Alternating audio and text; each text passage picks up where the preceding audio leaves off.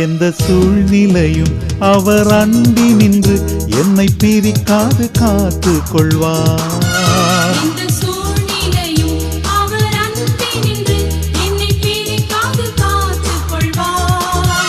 என்னை நம்பியவர் தந்த பொறுப்பதனை அவர் வரும் வரை காத்து கொள்வேன்.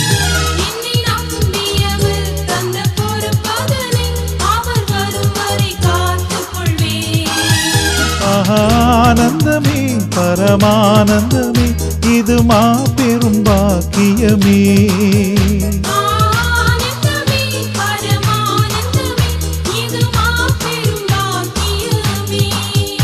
இந்த பாதலத்தின் சொந்தக்காரர் அவர் எந்த உள்ளத்தில் சொந்தமானார்.